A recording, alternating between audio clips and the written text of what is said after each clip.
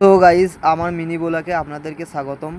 আমরা এসেছিলাম চিড়িয়াখানা ঘুরতে এবং পশু পাখি দেখতে, তার সাথে কিছু কথা বলি। চিড়িয়াখানায় এত মানুষের ভিড় হবে আমি কখনোই ভাবতে পারিনি।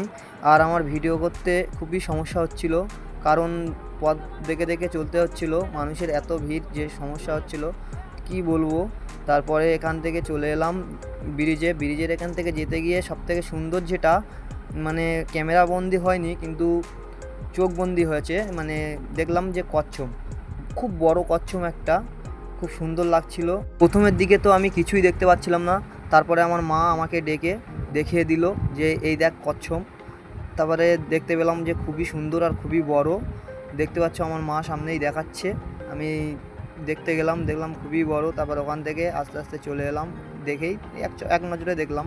দেখলে সময়ের মধ্যে সব কিছু দেখা শেষ করতে পারবো না, ওই জন্য ওখান থেকে চলে এলাম। তারপরে সামনেই আমার এই পরিবার দেখতে পাচ্ছ, এই যে মানে আমাদের চাচাতো ভাই মোটু, তারপরে এই যে ছোট, এটা হচ্ছে শালি। আমার ছেলে বেটির কোলে খুব আনন্দ করতে করতে যাচ্ছে, দেখো শুধু হাসবে, খুব মজা পাচ্ছে, খুব আনন্দ। এইটাই তো ছিল আমাদের চিড়িয়াখানা ঘোরার স্পেশাল টিপস যারে বলে, মানে বাচ্চা কাচ্চার জন্য একটু চিড়িয়াখানা ঘুরে, মানে সামনে বোনাই আছে, ভাগনা আছে, সবাইকে নিয়ে সামনে এগিয়ে যাচ্ছি। সামনে সাপের ঘরে যাব এখন।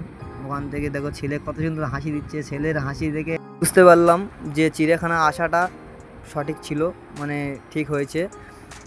তারপর এখান থেকে সাপ দেখছিলাম, এখানে সাপ তো কিছুই নেই, মানে ছিল হয়তো মরে গেছে কি ঝাও খাবে। বেরিয়ে এসেই লায়ন দেখতে পেলাম, দেখতে পাচ্ছ লায়ন। চ্যানেলকে সাবস্ক্রাইব করবেন না, দয়া করে লাইকও দেবেন না, শেয়ারও করবেন না। ঠিক আছে, তোমার কথা সব বুঝে গেছে, বুঝলে তো।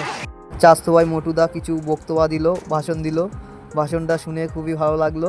আর মোটুদা বলছি কেন, ওর নাম আছে মহিবুল, ঠিক আছে, আমরা একটু ইয়ার্কি করে মানে রাগানোর জন্য একটু মোটুদা বলে ডাকি, তোমরা যেন আবার ডেকো না মোটুদা বলে, ঠিক আছে। পর্যন্তই এই ভিডিও, পরের ভিডিও আবার দেখা হচ্ছে।